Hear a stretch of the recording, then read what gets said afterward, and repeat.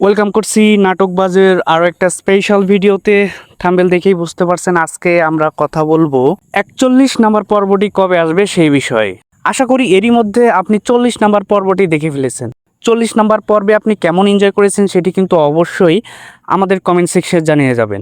আর যারা যারা এখন পর্যন্ত আমাদের নাটকবাজ এই চ্যানেলকে সাবস্ক্রাইব করেনি তারা দ্রুত সাবস্ক্রাইব করে ফেলুন এবং পাশে থাকা বেল আইকনটি বাজিয়ে দিন। কেননা আপনি যদি বেল আইকনটি বাজিয়ে রাখেন তাহলে যখনই 41 নাম্বার পর্বটি অন এয়ার হবে সাথে সাথে কিন্তু আপনি সেই নাটকটির নোটিফিকেশন পেয়ে যাবেন এবং দেখে নিতে পারবেন। গরিব ঘরের রাজপুত্র এই নাটকটি কে কোন জেলা থেকে কোন এরিয়া থেকে দেখছেন সেটি কিন্তু অবশ্যই জানিয়ে যাবেন।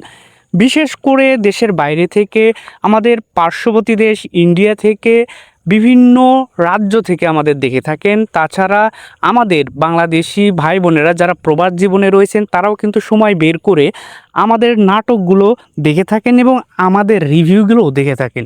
তাদেরকে আমরা অসংখ্য ধন্যবাদ জানাই এবং কৃতজ্ঞতা জ্ঞাপন করি। আপনাদের অনুপ্রেরণা, আপনাদের কমেন্টস, আপনাদের কথা, এই বিষয়গুলোই আমাদেরকে কিন্তু নতুন ভিডিও তৈরি করার ক্ষেত্রে অনেক বেশি অনুপ্রেরণা দেয়।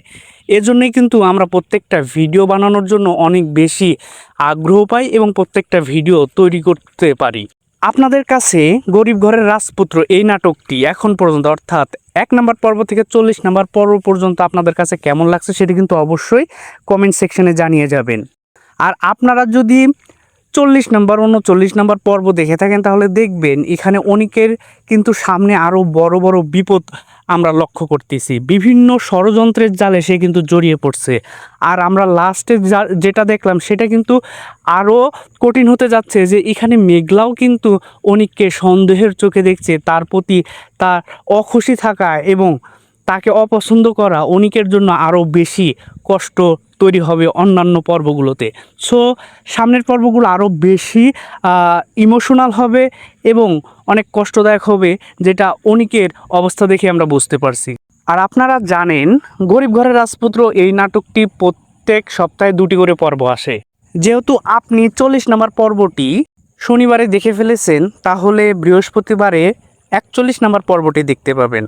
আপনারা অনেকেই কমেন্টস করতেছিলেন যে 3টি করে পর্ব দেওয়া সম্ভব কিনা। আসলে প্রত্যেক সপ্তাহে 2টি নাটক দেয় অনেক কষ্টকর হয়ে যায় একটা টিমের জন্য, কেননা এখানে ভিডিও এডিটিং করতে হচ্ছে, শুটিং করতে হচ্ছে, কালার গ্রেডিং করতে হচ্ছে, আরও অনেক টেকনিক্যাল ইস্যু থাকে, যার কারণে আসলে 3টি পর্ব দেওয়া অনেক কষ্টকর হয়ে থাকে।